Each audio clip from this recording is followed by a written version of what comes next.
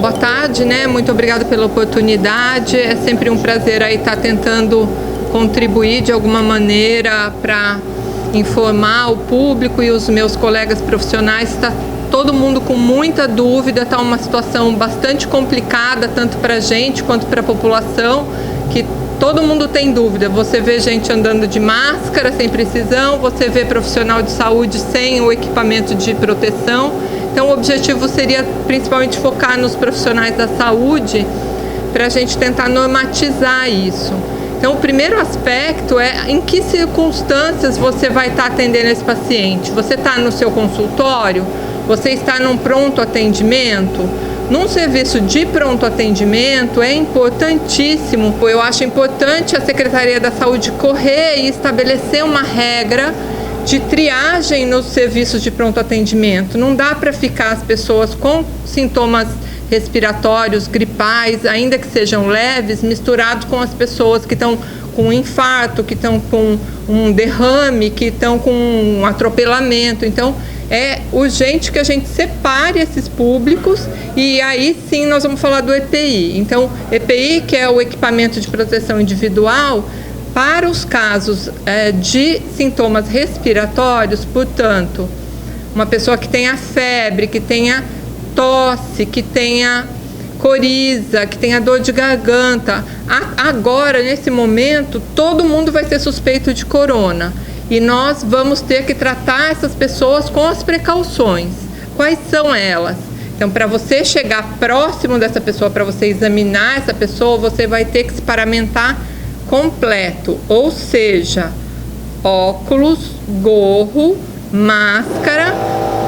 Algumas dificuldades ainda em definir se essa máscara vai ser a máscara só cirúrgica ou a máscara N95.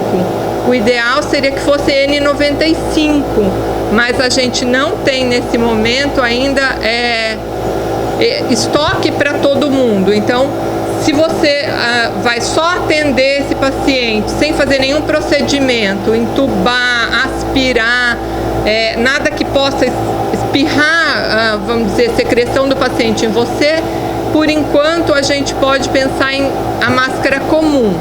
Mas primeiro separei quem tem sintoma de quem não tem. E depois quem for atender essas pessoas tem que estar completamente paramentado. Não dá para a gente deixar profissional de saúde desprotegido.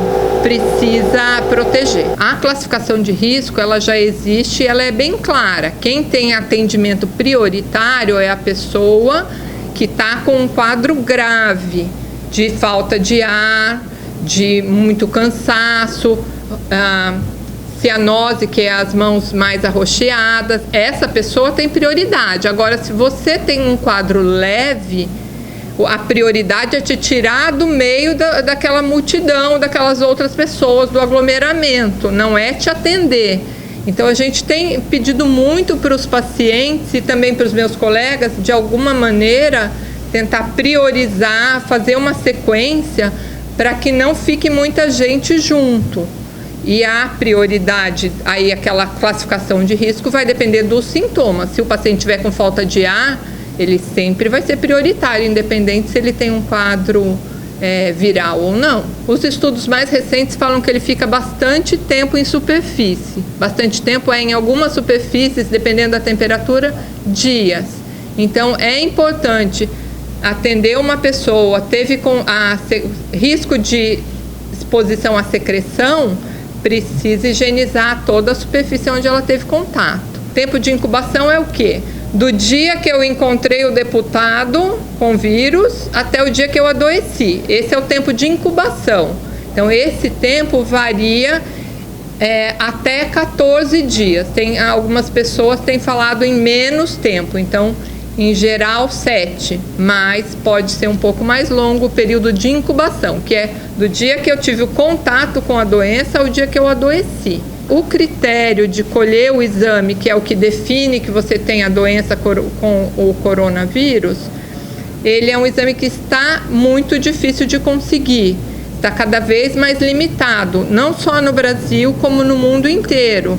Eu tenho contatos de pessoas no exterior que eles abriram para todo mundo, fez uma fila de 2.500 pessoas e acabou o kit.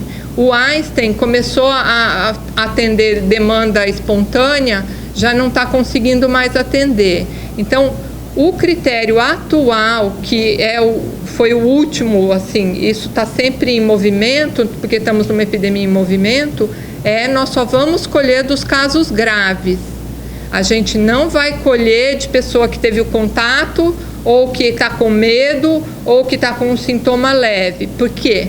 Não é que a gente não queira, é que simplesmente o sistema de saúde vai entrar em colapso, a gente não consegue. Então é importante que a pessoa contenha a ansiedade dela e que não entre nessa fila para colher exame, exija exame, porque não vai ter. E aí vai acabar não tendo também para os pacientes graves. Então, atualmente, pacientes internados vamos colher os exames. O Adolfo Lutz está fornecendo kit, o Estado está conseguindo suprir a demanda para esses pacientes, porém, só nesses casos. Os pacientes ambulatoriais, os pacientes que passam só numa consulta de pronto-socorro, não tem indicação e a gente, nesse momento, não vai conseguir fazer os exames. O exame vai ser encaminhado via SUS, Adolfo Lutz, e aí é a sequência que, do mesmo jeito que aconteceu no início da epidemia de dengue e tudo, não vai ser um exame que vai ser feito com rapidez. Nesse momento a gente tentou de todas as maneiras e não conseguiu. Por que não conseguimos? Não foi uma questão financeira, foi uma questão de disponibilidade do exame. Não há para comprar, não é uma questão de quanto custa. A notificação compulsória ela é feita para a vigilância epidemiológica. Aí quem faz depende um pouco da onde você está. Se você está no seu consultório, você é médico, você mesmo digita essa notificação. Tem vários links do governo que a gente pode até depois disponibilizar, já estavam nos grupos de médicos, e você mesmo já notifica. Eu vou até dar uma dica, pergunta o nome da mãe, porque senão falta o nome da mãe. Se o paciente está no hospital, aí esse paciente vai ter o serviço de vigilância epidemiológica do próprio hospital, vai ter uma equipe de enfermagem que vai fazer essa notificação. Olha, de novo, a gente tem que dividir as coisas. Então, um paciente que está bem, que está em casa, o isolamento dele é o que a gente chama de isolamento social. Ele não vai poder sair da casa dele, não é para ele ir na igreja, nem na farmácia para ele ir. Ele pede para alguém comprar os remédios para ele. Então, esse é o paciente que tem a doença, mas que está bem e está em casa. Ele tem que ficar isolado das outras pessoas para não distribuir na família toda. No hospital, a gente tem regras mais rigorosas de isolamento, tem toda a questão da paramentação que a gente já discutiu, e aí vai ser uma responsabilidade do hospital onde ele estiver internado. O ideal é que a própria pessoa tenha essa consciência e obedeça. Agora, quem pode fazer o monitoramento, em geral, quem atendeu a pessoa fica ligando para saber se está tudo bem e tudo.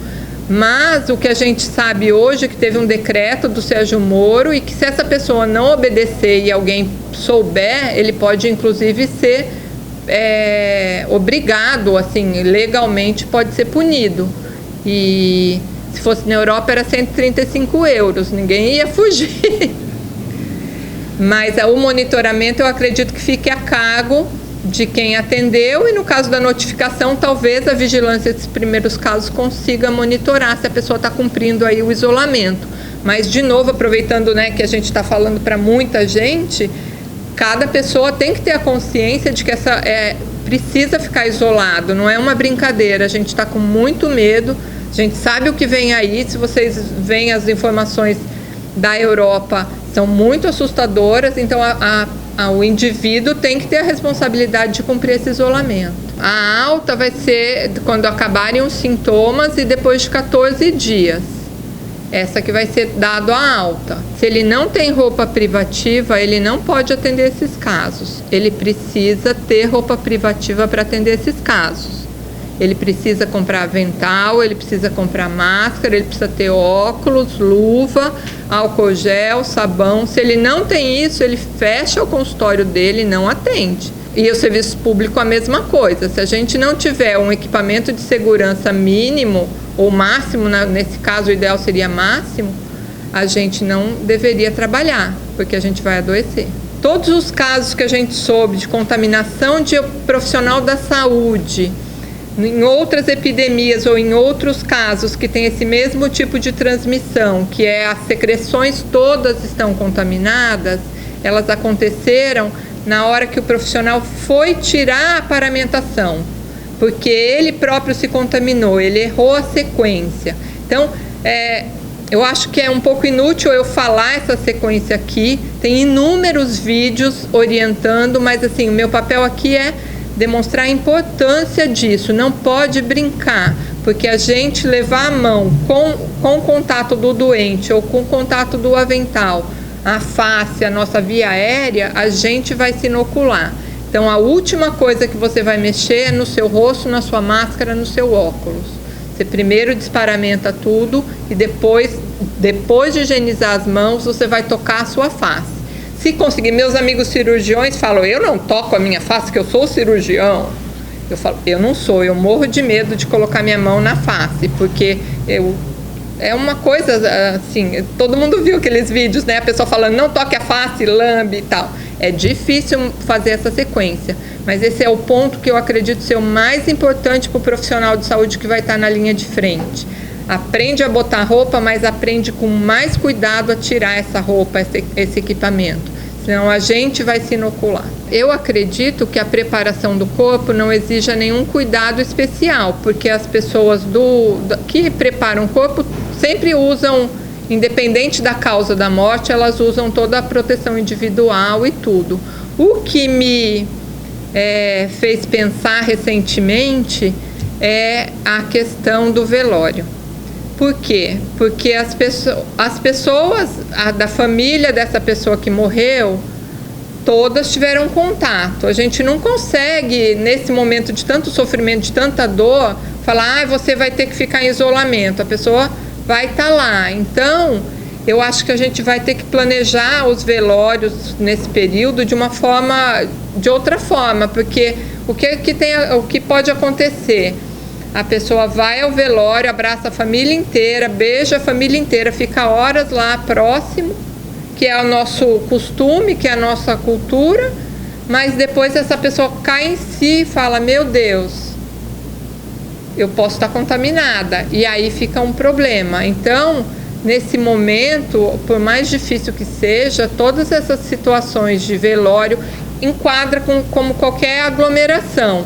Não é para a gente estar em muita gente em nenhum lugar, não é para beijar ninguém, não é para abraçar ninguém, não é para dar mão, é tudo assim, vamos fingir que somos todos ingleses, a gente não se toca mais, é isso que é importante nesse momento. Então, o exame que existe atualmente, que existe, mas não existe, o exame disponível atualmente seria o SWAB de orofaringe, que procura partes do vírus e detecta essas partes do vírus. Mas, de novo, esse exame não está fácil de conseguir e ele não está ficando pronto, que nem assim, o primeiro caso que todo mundo se mobilizou e conseguiu fazer, ele não está ficando pronto rápido.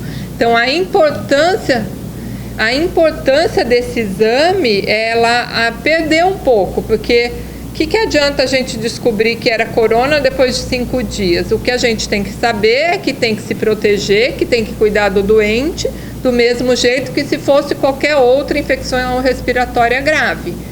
Porque a importância do exame, que demora 5 dias para ficar pronto, ela fica muito menos relevante. Acaba sendo para fins epidemiológicos e não propriamente para cuidar do doente. Olha, a gente está proibindo visita no hospital. No hospital regional hoje a gente já determinou que as visitas estão proibidas para o próprio bem do doente e para a proteção da família dessa pessoa, porque a gente vê que quem está indo no hospital são os idosos, que é quem tem tempo disponível, e acaba que a gente está expondo essas pessoas a um risco que não deveria.